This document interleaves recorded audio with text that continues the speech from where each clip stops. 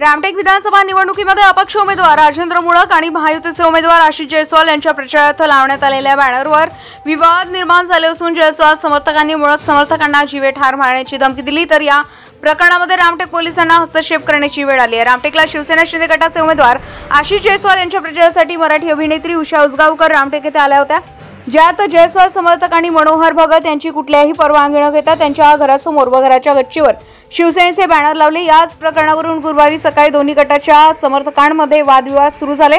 यातच रामटेक पोलिसांनी या प्रकरणात हस्तक्षेप करून पोलिसांच्या उपस्थितीमध्ये सर्व बॅनर काढले। या प्रकरणाला घेऊन रामटेक पोलीस ठाण्यात तक्रार दाखल करण्यात आली असल्याची माहिती समोर येत आहे। गजा महाराष्ट्र 24 न्यूज करिता पंकज चौधरी, रामटेक, नागपूर।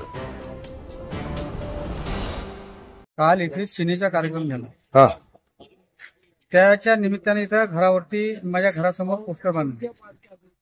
मी म्हटलं, रात्री जेव्हा मी 10 वाजता आलो, विचारला तर कार्यकर्ते होते सेनेचे 50 कार्यकर्ते होते त्यांचे इथं त्या घराच्या समोर, शाळेच्या समोर जिथं कार्यक्रम। कोण कार्यकर्ते होते, काय नाव आहे त्यांचे? त्याचे 4-5 लोकांचे नाव फक्त मला माहित आहे। एक भिकेंद्र महाजन,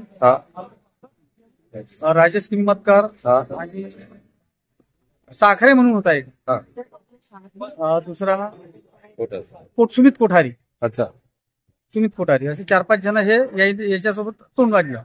आणखी बाकीचे होते, तर तुमच्यासोबत जे बनते ते करा, नाही निकालते, तू बाहर का आया और हम पड़ा था क्या, कोठारी म्हणत होता। तू बाहरच्या माणसाला मदत करते, तू बाहर वाले को मदत कर रहा है, गाँव वाले तू।